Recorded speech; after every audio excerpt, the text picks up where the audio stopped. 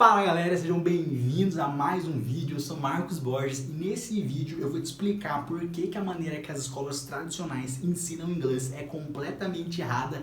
Eu vou te dar um passo a passo para você começar a estudar inglês, mesmo que você esteja começando do zero, estudar inglês sozinho e aprender em pouco tempo, com pouco esforço. Antes de tudo, já dá um like aqui no vídeo, já deixa seu comentário falando o que você achou, porque se você deixar você gostar do vídeo, deixar um comentário aqui falando o que você gostou, eu vou saber que você gostou desse conteúdo e vou produzir muito mais e, consequentemente, vou te ajudar. Vou deixar também aqui na descrição desse vídeo um link para o meu grupo do Telegram, onde eu posto conteúdo de inglês todos os dias. Então, se você quer aprender inglês, não deixe de entrar lá. Então, bora pro vídeo?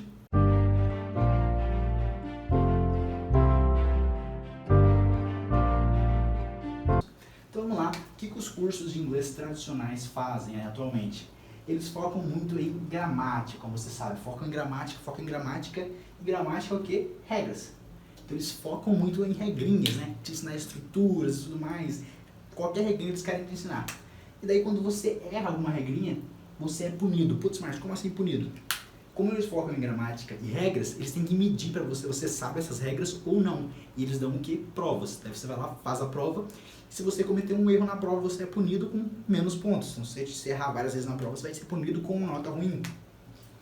Isso faz com que você tenha medo de errar. Além disso, no Brasil, as pessoas têm o costume de corrigir muito, né? Principalmente a pronúncia. Ah, você está falando inglês, você falou isso aí errado. Você só aponta toda vez que você errou. E não às vezes que você acertou, só às vezes que você errou. Então tem aquela correção extrema. Então, você sendo punido porque você errou a gramática na prova, ou você sendo corrigido porque você falou errado, gera um medo muito grande de errar. Então, os brasileiros eles pensam, não, se eu errar a gramática, eu vou tirar nota ruim na prova. Se eu falar uma coisa errada, alguém vai me corrigir, ou vai tirar sarro de mim. Então você fica lá com aquele medo de errar e você faz o quê? Não pratica. Você não pratica. Você fala assim, não vou falar inglês, senão a pessoa vai rir de mim, senão eu vou errar.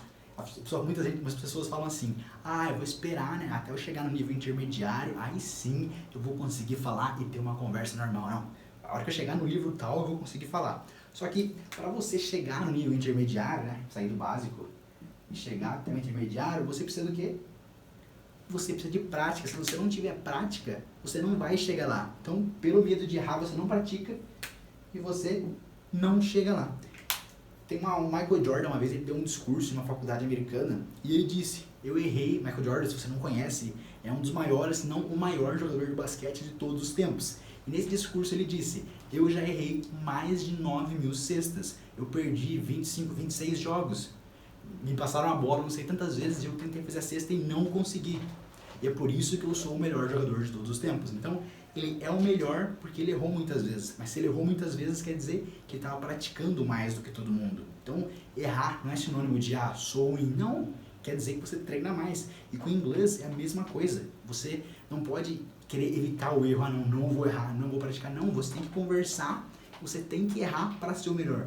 Porque se você está errando, quer dizer que você está colocando o seu inglês em prática. E como eu já disse, o inglês é que nem aprender a tocar piano ou aprender a tocar violão.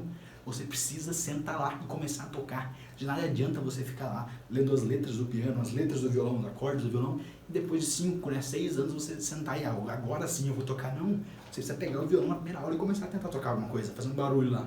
E com o inglês é o mesmo. Quando você começar a aprender inglês, você precisa falar, por mais que você não saiba nada quase. Então, erre muito para atingir o sucesso, como Michael Jordan disse.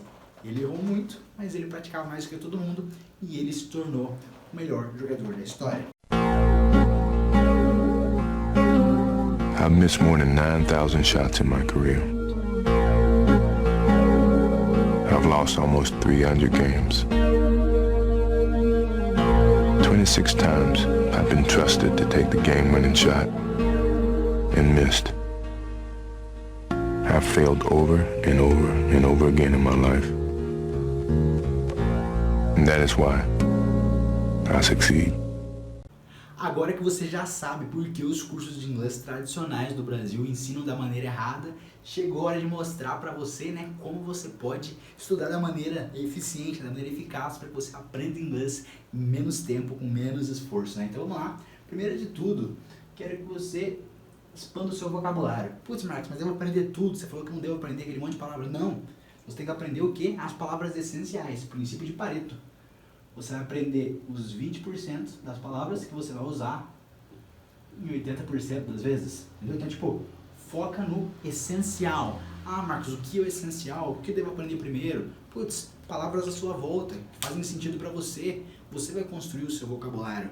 Então, nos meus treinamentos, eu sempre dou lá a lista de palavras que eu acho que as pessoas vão usar, mas, cara, é você que vai, como eu falei, construir o seu vocabulário. Ah, como é que eu faço? Olha a sua volta. Você está aí no seu quarto, olha em volta no seu quarto. Como é que fala cama? Como é que fala guarda-roupa? Como é que fala televisão? Sai do seu quarto, como é que fala mesa? Como é que fala cadeira? Como é que fala sofá? Como é que fala tapete? Vai para a cozinha, como é que fala geladeira? Como é que fala fogão? Coisas que você está vendo ali todos os dias, é o lugar que você mora. Então é muito mais fácil para você guardar, né, para você aprender essas palavras, porque você está tendo um contato com ela todo dia, tá vendo ela todo dia. Então, aprenda essas palavras. Uma coisa legal que eu fazia é até você escrever no computador, né, como é que se fala aquela palavra em inglês, imprimir e colar na geladeira, no fogão, bem pequenininho. Você está ali olhando para aquilo todo dia, você vai associar a palavra com a geladeira, a palavra com o fogão. Vai aprender com muito mais facilidade. Depois, começa a sair de casa. Ah, se você vai na padaria da esquina comprar pão todos os dias, é algo que você faz todos os dias. Começa a analisar o que tem naquela padaria. Ah, beleza, eu compro pão, como é que é pão? Tem leite também, como é que eu falo leite? Tem uns chocolates ali à venda, como é que eu falo os chocolates? Ela pega o dinheiro, como é que eu falo o dinheiro? Coisas à sua volta, do seu trabalho, quais são as expressões que você usa no seu trabalho, né? O que você usa, o que você faz, entendeu? O que está no seu escritório lá?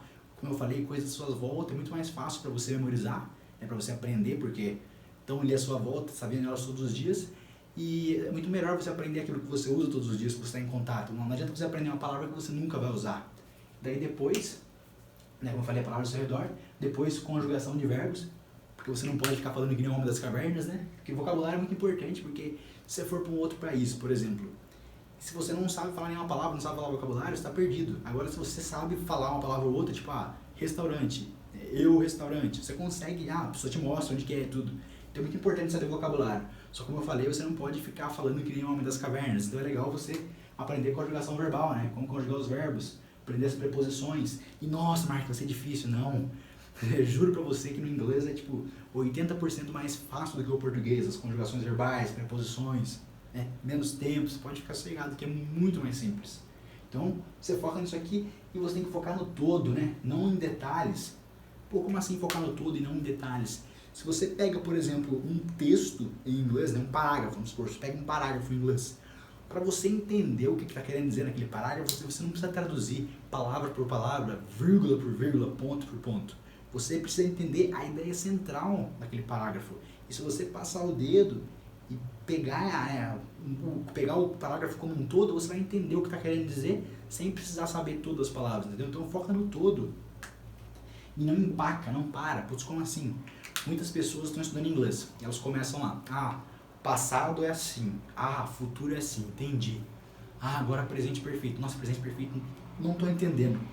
Vou ficar estudando isso aqui até eu entender. Não, deixa pra lá. Tem muito mais coisa para aprender. Então não fique empacado naquilo ali. Se você achou dificuldade naquilo, deixa de lado.